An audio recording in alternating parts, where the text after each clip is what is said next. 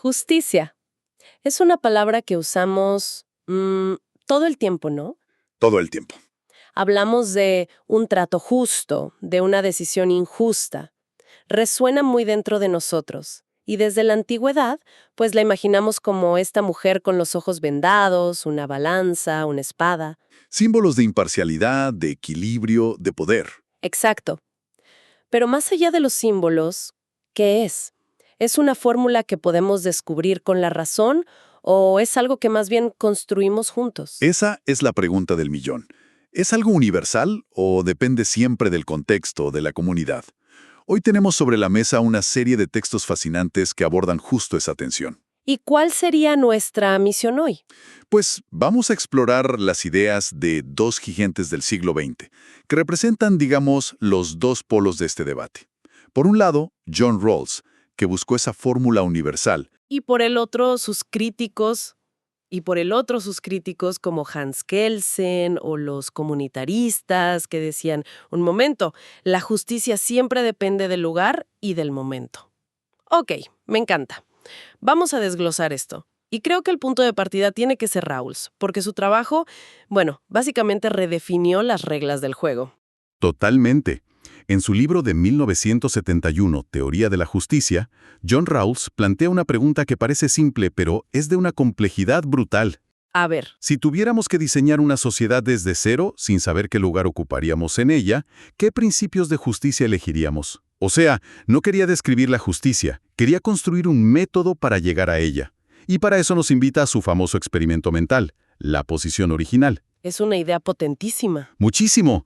Imaginen que estamos todos juntos, a punto de decidir las reglas fundamentales de nuestra futura sociedad. Pero hay un truco, una condición clave. Estamos detrás de un velo de la ignorancia. Un concepto clave, sí. Este velo significa que no sabes nada sobre ti mismo. No sabes si nacerás en una familia rica o pobre, qué talentos tendrás, cuál será tu género, tu etnia, ni siquiera tus creencias. Nada de nada. Estás en un estado de ignorancia radical sobre tu propia identidad. A ver si entiendo. ¿Me estás pidiendo que elija las reglas del juego sin saber si voy a ser la estrella del equipo o el que se queda en la banca? Justo así.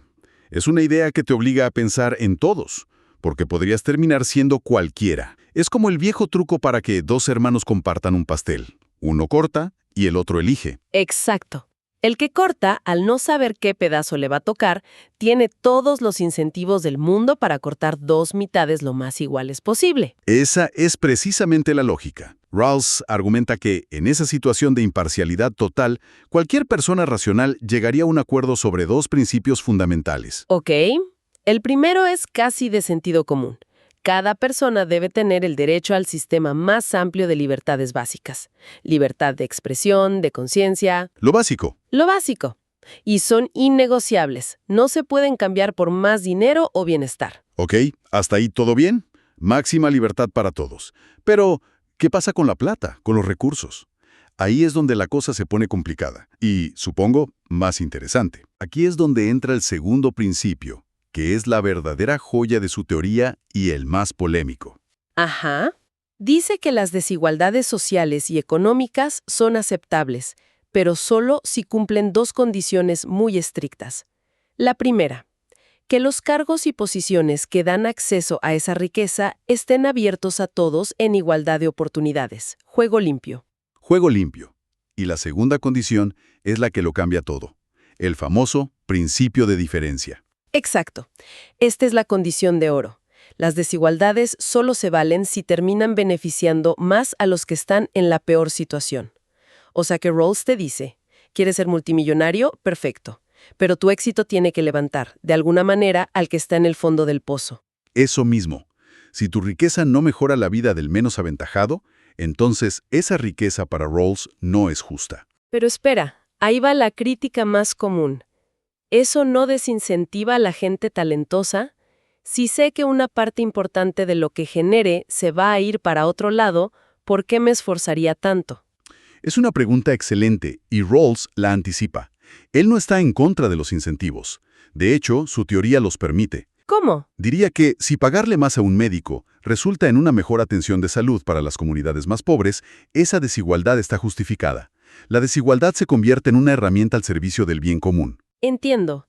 La lógica es lo que se conoce como la estrategia maximin, maximizar el mínimo. Maximizar el mínimo. Suena a no arriesgarse. Uno de los textos que tenemos lo ilustra con el ejemplo de un estudiante que tiene que entregar su tesis el lunes. Sí, es un gran ejemplo. Y lo invitan a una fiesta el sábado. La opción Maximax, de máximo riesgo, es ir de fiesta toda la noche. Podría ser la mejor noche de su vida o podría reprobar. Y la opción Maximin, la que minimiza el peor resultado, es quedarse en casa estudiando. Quizá no sea tan divertido, pero garantiza que en el peor de los casos, apruebe. Claro. Rawls cree que al decidir las reglas para toda nuestra vida, seríamos así, aversos al riesgo. No apostaríamos a ser Bill Gates a cambio de arriesgarnos a nacer en la pobreza extrema sin una red de seguridad. Elegiríamos el sistema que nos garantice el mejor piso posible, por si acaso. Por si acaso. Ok, la idea de Rawls es súper elegante, una especie de fórmula matemática para la justicia, pero se siente un poco fría, aséptica. Y no soy la única que lo piensa, ¿cierto? Para nada. Fíjate que mientras él construía este edificio racional, en otra parte de Europa había un jurista, Hans Kelsen, que básicamente decía que todo el edificio estaba construido sobre arena. El anti-Rawls. Totalmente.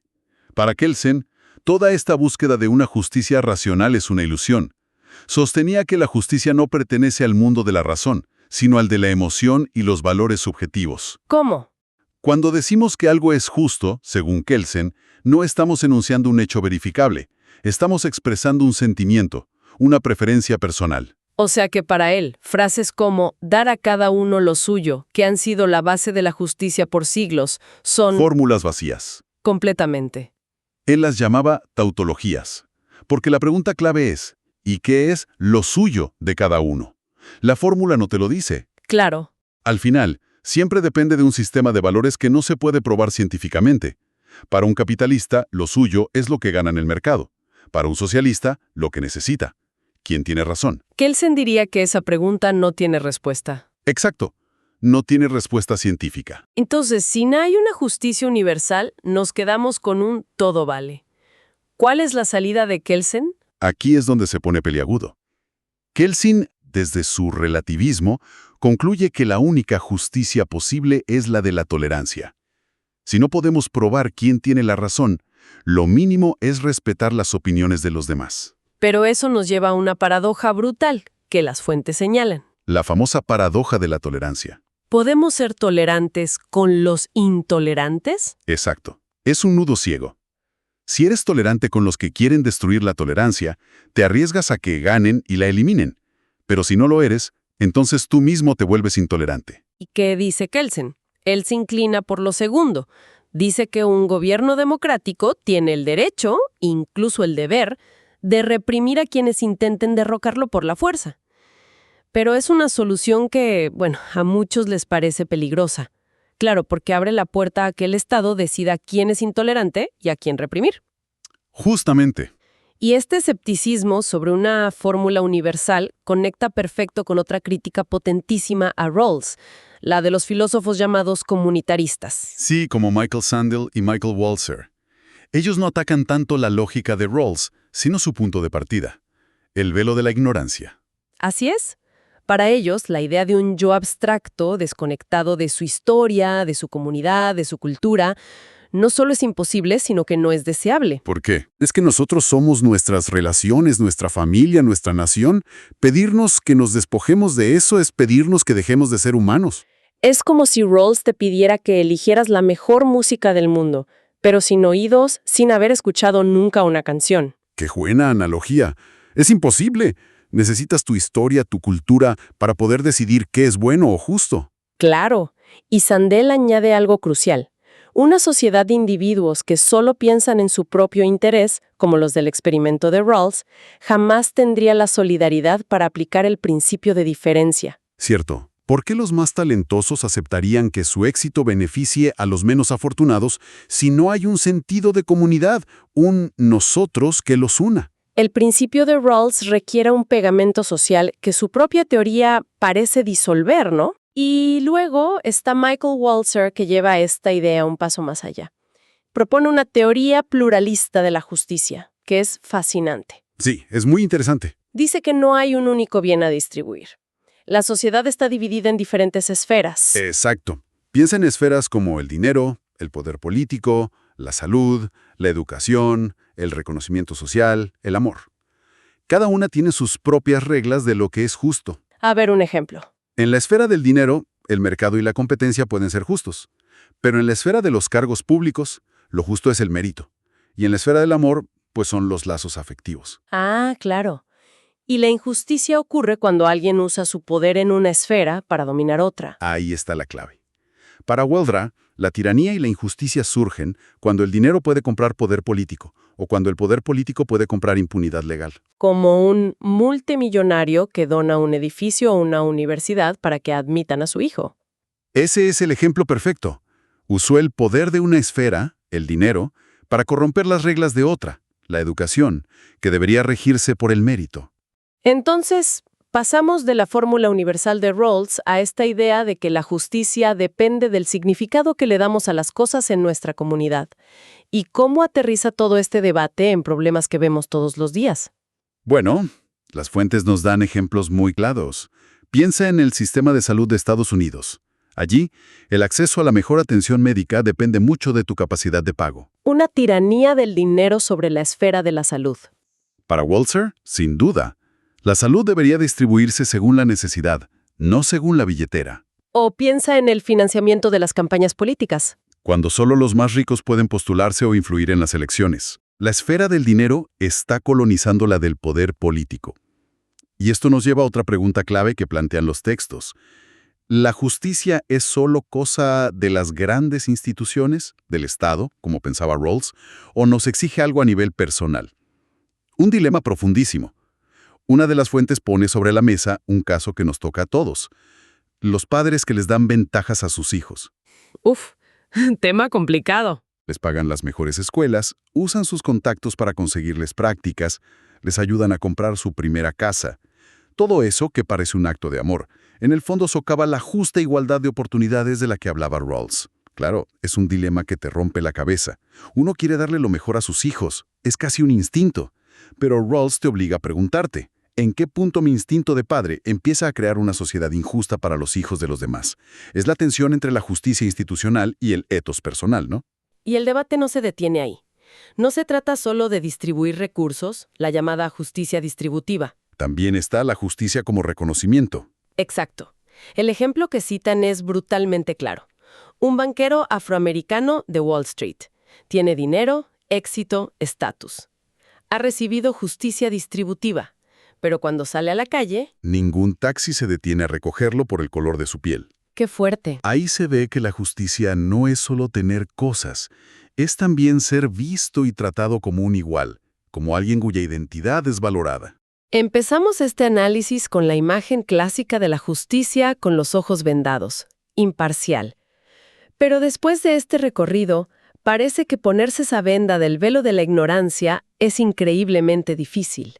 Y quizás, como dicen los comunitaristas, ni siquiera es lo que deberíamos hacer. Tal vez para ser justos, necesitamos quitarnos la venda y ver bien quiénes somos, de dónde venimos y qué valoramos como comunidad. Y fíjate que si conectamos todos estos puntos, emerge una reflexión final muy potente, inspirada en el trabajo de otro gran pensador, Amartya Sen. Que fue un gran admirador, pero también un gran crítico de Rawls. Exacto. Y Sen nos lanza una pregunta que lo cambia todo. En lugar de obsesionarnos con diseñar la sociedad perfectamente justa, ese ideal teórico que quizás nunca alcanzaremos, como el plano de una casa perfecta que nunca construiremos. ¿no sería más útil y urgente concentrarnos en identificar y eliminar las injusticias evidentes y irremediables que vemos en el mundo real todos los días? O sea, en lugar de buscar el paraíso, enfocarnos en combatir los infiernos que ya existen. Esa es la idea. Quizá la verdadera tarea no es dibujar el plano de la utopía, sino empezar por reparar las goteras, arreglar las ventanas rotas y reforzar los cimientos de la casa que ya habitamos. Enfocarnos en reducir la injusticia tangible. El hambre, la falta de acceso a la salud, la discriminación, en lugar de debatir sobre la justicia perfecta. Una idea, sin duda, para seguir pensando.